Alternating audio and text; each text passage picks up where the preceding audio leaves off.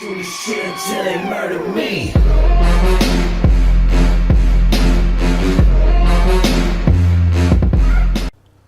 Hello everyone and welcome back to another World of Tanks console video. My name is Zach and today's video will be featuring the Atomic Centurion, brand new tier 8 British medium tank that was recently introduced into the game.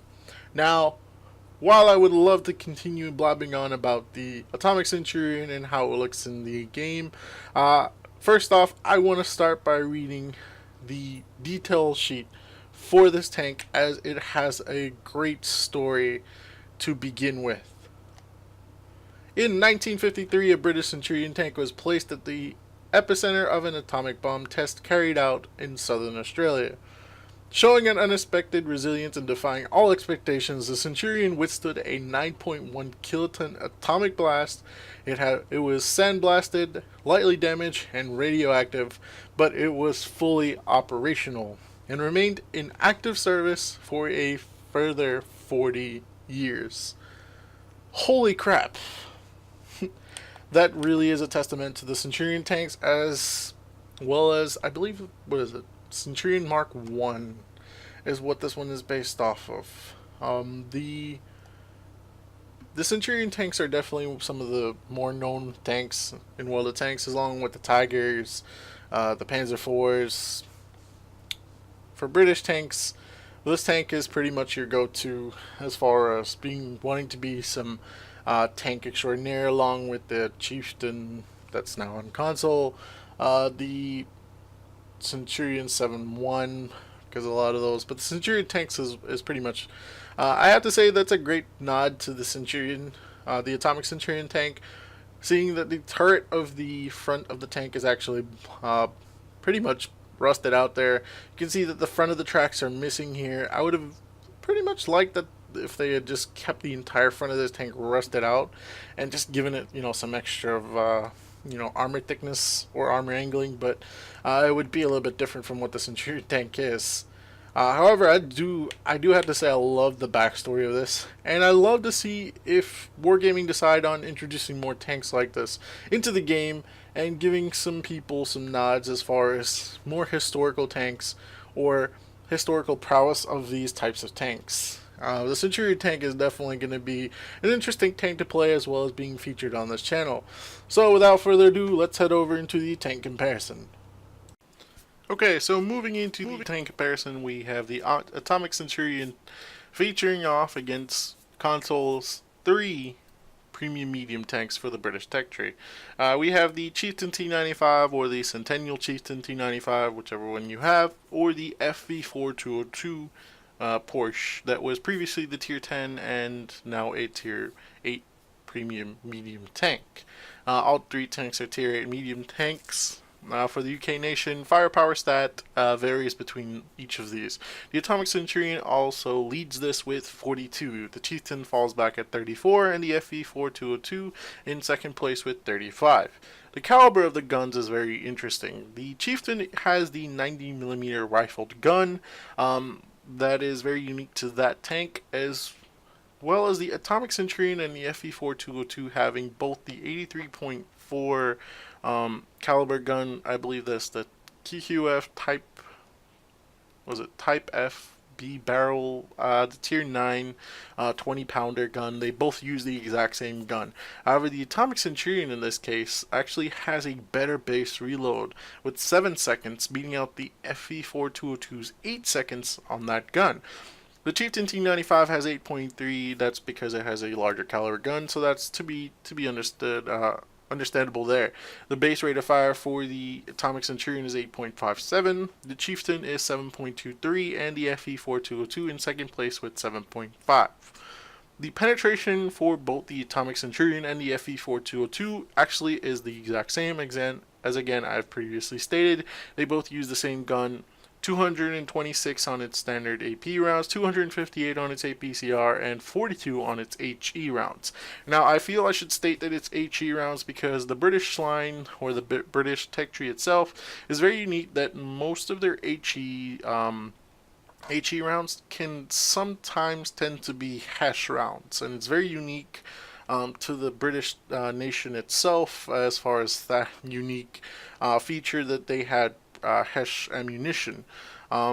Unfortunately for it, I don't know if this applies to the standard tech tree, but these tanks unfortunately have standard HE rounds with them. Now, the HE on the Chieftain T95 does have slightly better penetration with 45, however, the base penetration is at 202 and 238 for its APCR rounds.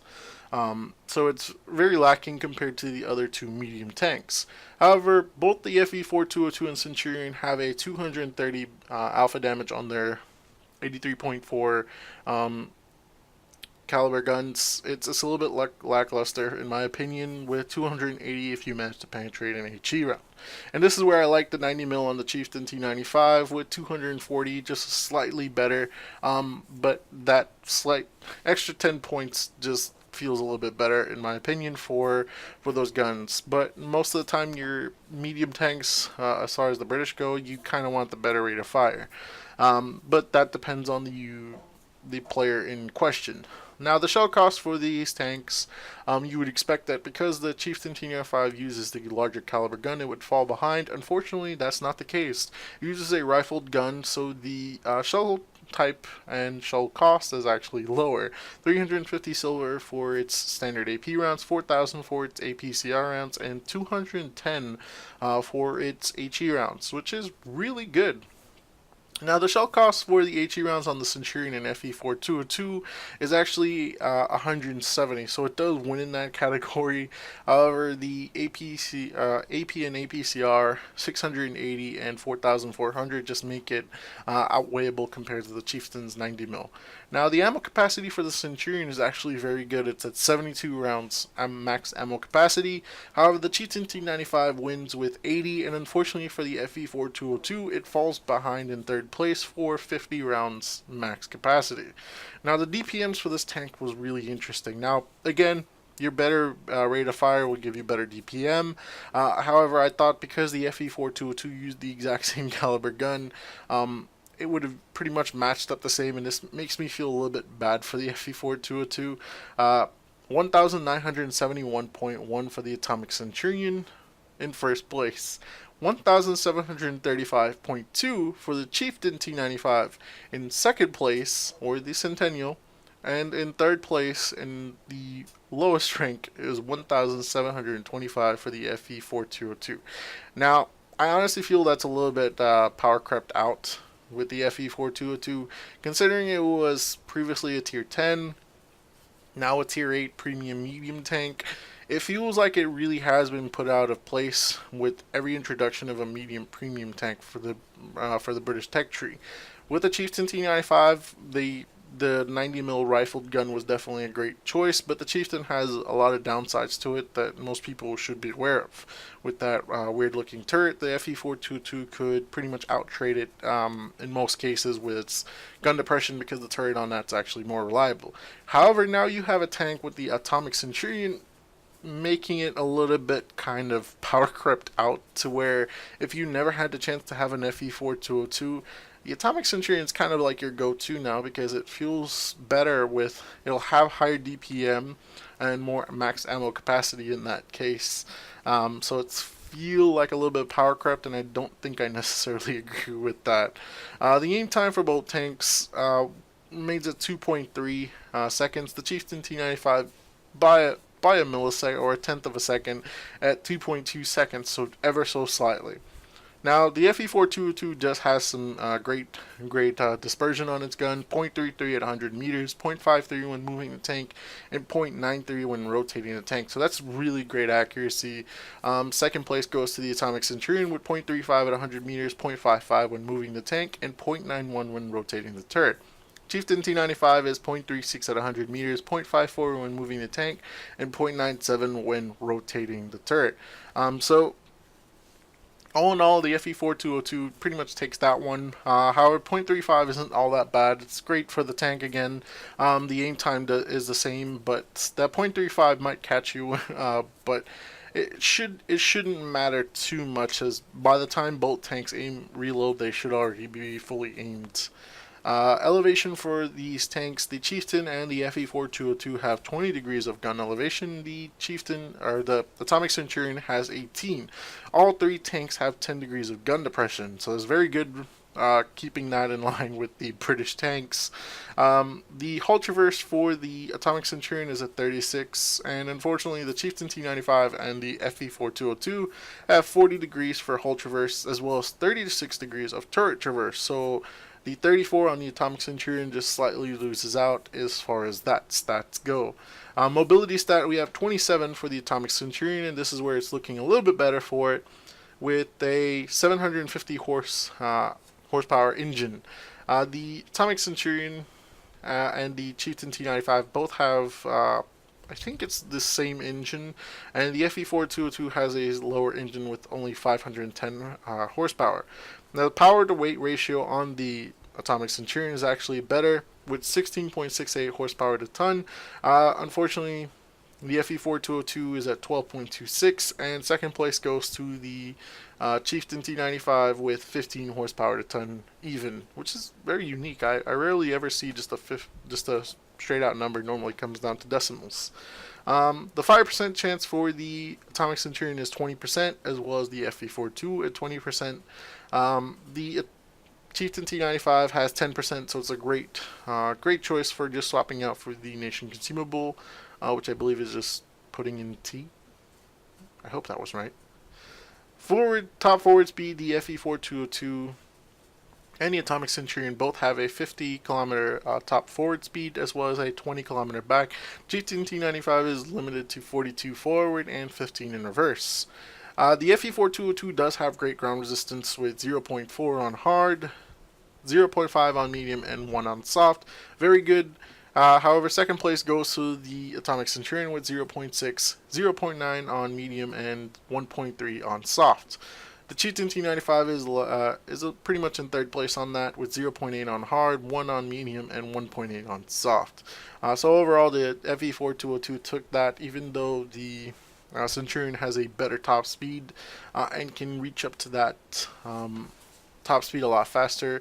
That doesn't mean that the FE-4202 won't be able to keep up when it gets there. The survivability stat for the Atomic Centurion is at 45, losing out to the Chieftain T95 of 47, and just slightly beating out the FE-4202 with 44. And that's because it has 1450 HP compared to the 1400 that the Chieftain T95 and FE-4202 both have. Overall armor thickness, the Chieftain T95 actually takes this with 6 to 381 millimeters of overall armor thickness. Now, again, armor thickness definitely varies. I don't know where this 381 shows up in. It's probably right at the Continental, but I'm very curious to see the exact location. I'll have to go and investigate that myself. 14 to 152 is on the Atomic Centurion, and 6 to 240 is on the FE-4202. The front of the hull is 76 for the Atomic Centurion, the side is 51, and the rear of the hull is 38. The Chieftain T95 actually has the thickest hull with 85 in the front, 51 on the side, and 25 at the rear.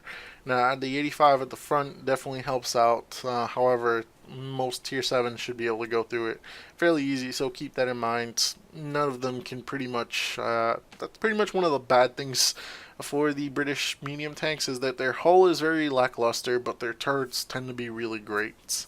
And that, I believe that carries over as well for the heavy tanks until we get that buff to the line. 51 for the FE-4202 on the front, 51 on the side, and 32 at the rear. Now for the turret armor, 152 is the frontal armor thickness of the Atomic Centurion, 89 at the side, and 89 at the rear. Very well rounded as far as it goes, and I thought it was going to be similar to that of the FE-4202. However, that has 170 millimeters of armor thickness in the front, 90 at the side, and 90 at the rear, and just ever so slightly beating it out for the Atomic Centurion. However, the thickest armor in the front of the turret will go to the Chieftain T95 with 254, 89 at the side, and 51 at the rear. Concealment stat for this tank is 39 for the Atomic Centurion with 0.21 when stationary and 0.16 when moving, which unfortunately loses in second place. The FE4202 has a better concealment stat with 44, 0.24 when moving, and 0.18 when stationary. The Chieftain T95 has the lowest, and if you don't know why, it's because of that big commander's hatch or cupola on the front of the top of the turret. 0.12 when stationary and 0.09 when moving. Spotting stat for these tanks: the Atomic Centurion has 390 base view range and 750 base radio range, with 750 for the radio range actually travels across both all three medium tanks. I believe they all use the same radio. However, the FE4212 and the Atomic Centurion have 390 base view range, and beating out the Chieftain T95 with 380 view range, which I found a little bit odd considering that the M48 Patton has one of the best view range, and I always assumed it was because of that cupola or the commander's hatch, and I assumed that was going to apply to the Chieftain T95, and I guess I was wrong in that case. 380 does make it feel, with lower base view range and lower concealment stat, the Chieftain T95 definitely falls out of place in that case. Now, tank cost for these tanks is actually very interesting. The lowest base tank cost for this will go to the FE4212 with 7,300 gold. Second place goes to the Chieftain T95 with 7,660 gold, and third place with the highest base tank cost is 9,100 gold with the Atomic Centurion. Very interesting there that it costs 9,000 for that, where you can pretty much go for the lowest one here and have a similar run for it. Now, your premium bonuses are obviously why you want to go for the tanks. Your premium silver bonus for the Atomic Centurion is 65, which is the highest of the three mediums, as well as having the same premium experience bonus across all tanks with 15%. Now, the FE4202 has the second highest with 60% premium silver bonus, and the Chieftain T95 has 55. So, all in all, the Atomic Centurion definitely holds its own when comparing that to its other two medium tier 8 counterparts for the British line. And I feel, again, like the FE4202 has pretty much been power crept out. The Atomic Centurion seems like an overall improvement in that case, with a better health pool and a better premium silver bonus. It just doesn't feel better DPM as well. It just doesn't feel like the other two tanks are going to keep up. Now, I like the Chieftain T95. That 90mm rifled gun just feels so good, as well as with the same time, as well as with the ammunition cost being a lot more flexible, in my opinion. However, a lot of people have the FE4202 for free if they manage to get the tier 10 back in the day for the because it was previously the tier 10 British medium tank, and you got a free tier 8 premium tank. So again, it feels like it was robbed, in my opinion, but I don't know how much times I can emphasize that, but we'll see how it goes as far as the gameplay. But without further ado, let's head over into the in-game armor model viewer to go over some of the angling on the tank and give you a rough idea of where to be able to penetrate it and where you should be wary of. So, jumping into the in-game armor model viewer of this tank, you can clearly see that it's a little bit unfortunate, but these are one of the drawbacks of the French medium tanks. The French medium tanks are unfortunately quite large, and it's one of the reasons I don't really like them. And because of their large size, their armor kind of falls back in the same aspects. Now, the turret armor of this tank, while it does show quite low stats, as far as being a tier 8 tank, for a medium tank, Centurion tanks themselves have great turret armor. Now, you will notice that the sides of the Centurion tank are not actually modeled in game, so keep that in mind if you're ever shooting at this tank, that it pretty much doesn't register as a hit. If you're shooting frontally on this tank, it just pretty much goes straight through it and won't even have any effect there. Frontally, on the whole, not very good.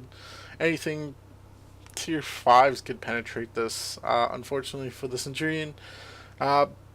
It does have some capabilities as far as side scraping. Again, if you're just having some fun, about 20 is about all you can get as far as that, because anything 30 and above will pretty much just give you your opponents the rear. As you can see, it'll just, instead of, all they have to do is aim slightly higher than the tracks, and you'll pretty much go through this every time.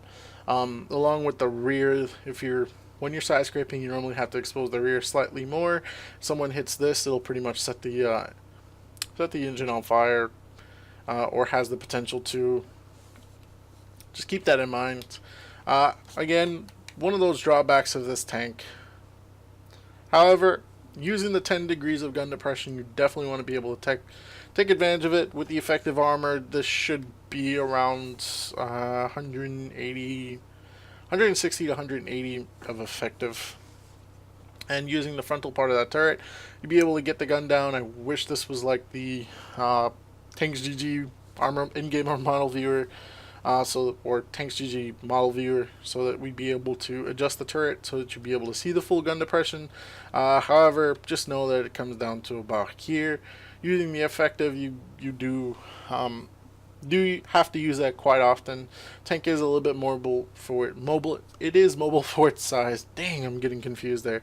It's mobile for its size, so it's able to take advantage of that and being able to pull down, pop up, take the shots, and I highly recommend doing that when you're using this tank. I've seen a lot of people take a lot of higher tiers out, including myself when I was in a higher tier, just by effectively being able to use the gun depression on the tank. And try not to depend on the armor of this tank being able to ricochet.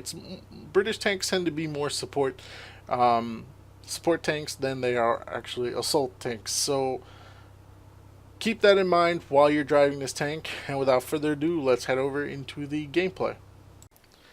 Okay, so I'll be honest, I've been pretty much lazy and playing tanks for a while. I've been enjoying Fortnite for a bit.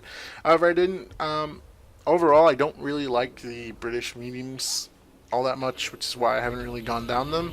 I didn't have that much of an enjoyable time going up to the Black Prince or the Churchill series. However, when you got to the Carnarvon, it started getting an improvement. However, when it came to their British line, I just didn't enjoy the big or the size of their medium tanks compared to the other nations.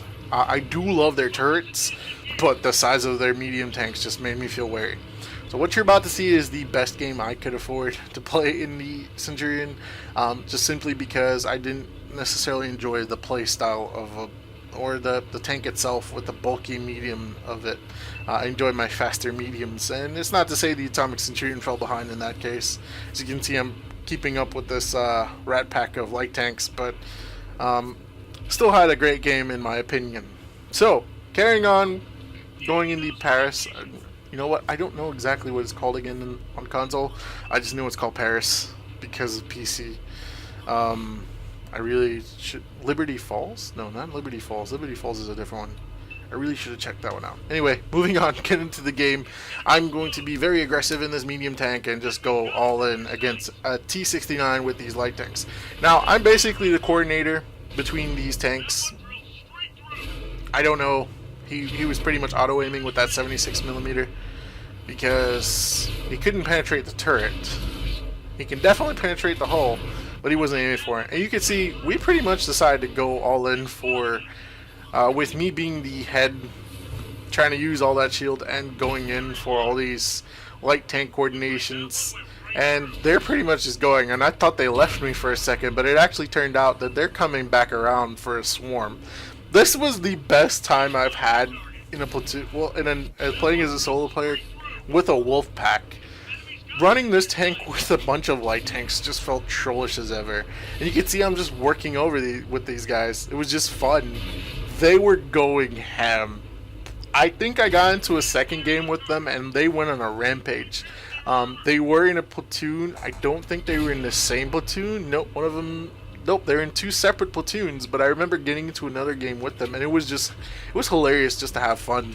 Watching light tanks dictate the flow of game, and just being a faster medium, being able to join them was just hilarious. And I did mess up there, that was my own fault, so I tried to make up for it by ramming. Unfortunately, the Pershing decided to stop me, so I ended up missing on the ram, but great reload, pulling ahead. I have a 5.78 reload. I believe this is the crew that's in my chieftain. So using your better crew skills, you can pretty much pull that reload down fairly significant. Now, I will apologize for what you're about to see, because these are basically noob tactics at its best. Because I was starting to get tired of playing the tank, and yeah, that was clearly visible there. I don't like that dispersion necessarily when moving the tank, and I messed up right here. I forgot the building, and the light tanks end up doing the rest of the work for me in this short time. So I decided I was going to go for a track, and I damaged it, but no, not good enough. And I felt bad, but these little light tanks were having the best games, I think. They're putting most of the other guys to shame, and I don't know what this was. I really don't. I couldn't explain it, and I was baffled. And then even this, because then the T-29 started looking at me, and I'm like, but I didn't mean to. I love the British reload, I do. I really baffle myself sometimes when I have to drive this tank. So our team pretty much Wolfpack the beginning of this, had an enjoyable time going into games with those guys. However, the DPM of the tank, as long as you keep it high, you're pretty much going to have the best time with it. Using your gun depression, using the turret armor. I believe it reminded me so much of the FE4 202's turret armor. Unfortunately, the 202 gets better frontal armor than the Atomic Centurion, but that doesn't mean it doesn't fall behind. And for some reason, I guess it's because it's really weird. I could get really good shots when firing the tank on the move that I normally wouldn't be able to, and I don't know if that's just because it has really good, it has decent moving when moving the tank. Dispersion on when moving the tank. I don't know, but it was having really good firing on the move shots. I don't know why. Unfortunately, all I could amount to was a first class master. That is not to say that you cannot enjoy this tank. Please take my word on it. I've played a good number of games. The times you play really great, you don't record. And unfortunately, that happens to me quite often now. The Atomic Centurion, when I had been recording 1,437, was good enough to get me a first class mastery. Now, that's not to say, because I know a few of the other contributors were having great games in them, that managed to get, I think it was 2,100 and something for their base experience. They were having a blast in this. In my case, I don't enjoy the British mediums, but I did enjoy the games, and that was the best part of it. Would I rather be in this tank than the FV422? Yes. Would I rather be in the tank than the Centennial T95 or the Chieftain T95? Yes, because one, it has better maneuverability. Two, definitely better turret than the Chieftain. Although the Chieftain has better armor thickness, the Commander's Hatch kind of gives it away. 2,931 damage was all I was able to deal with 14 penetrations, and you could see my aim was crap. It really was. 88,925 silver earned. Ammunition, 14,280, which feels really weird. I did fire 21 shots. That's relatively high. I don't fire when I do tank reviews. I try not to fire premiums because I want to get the most you can get out of a tank, versus being able to use a lot of premiums. I want to make sure you're able to see what the most as a non-premium player that you could get out of a tank, a premium tank. And I don't want to just fire premium because I could deal the damage, but it's not giving you the max silver earning capacity that you as a player can earn, even if you play as crap as I do in this one. Again, apologies. I really do have to apologize. Again, I was just, the times I recorded that I was having great games in was pretty much this. And then when I had a really good game with an ace tanker and I look over, I forget that I don't record. That is the best excuse I can come up with because it's the truth. I really should learn. I really should invest in one of those capture cards and just record every time I play, but I probably have to. So again, 2,931 damage dealt, 348 assisted. This was pretty much done within the first couple minutes of the game with those light tanks. I was able to block a few shots. The T69 was using the 76 millimeter. He only dealt three penetrating. I did block a couple of his shots, 435. The repairs is pretty low, 4,700. The silver earned is definitely great. The experience bonus is 216, which is pretty good. It's 15%, so it's not too bad. Again, comparing that to the other tier rates, you pretty much get that regardless. The silver earnings is definitely good. Your ammunition, you just have to be very wary of. Try not to dig too deep into premium rounds, because it does carry 72 rounds, and that's definitely something to be wary of if you don't necessarily have the silver backing like some of the higher tier players. Like I have, I think 19,000 currently, or 19 million, sorry, silver, and I know a friend of mine has around 50 million. So that's we could pretty much spam premium in a game and not have to worry about it, is what I was saying. If you're a person going for silver earnings, the tank is definitely profitable. Overall, what is my thoughts and opinions on the tank? Again, I feel it's a little bit sad to say that the FE4202 is getting power crept out with the Atomic Centurion. The Atomic Centurion is definitely a great pick. As far as the tier 8 medium tanks go, I would probably drive that more than I would the other tanks, but I just love my Centennial because of its 100 years of tanks anniversary. It was an earnable op. I love that tank. The Atomic Centurion is unfortunately just slightly better, and I do like the Chieftain, the Centennial Chieftain T95. I do, but comparing it with game by game, I would say that the FE4 202 and the Centennial just feel like they're lackluster compared to the Atomic Centurion, which I feel is a little bit underwhelming considering that the FE4 202 was our first tier 8 premium medium tank, which you couldn't purchase for the first couple years, and then the Centennial was introduced and it kind of made a little bit of a difference. However, with the Atomic Centurion, it definitely feels like if you don't have them and you picked up the Centurion, it's a better tier 8 premium British medium tank in that case. But again, it always comes down to your decisions. Hopefully you guys enjoyed the video. Hopefully it was helpful in you guys deciding whether or not you want to purchase the tank, and I will see you guys in the next video. Hopefully it's not another tank review, because I don't think I have anything planned. And then I noticed that they released a bunch of premium tanks that I don't necessarily know if I want to cover. Well, that's it for me. Catch you guys next time. Hey,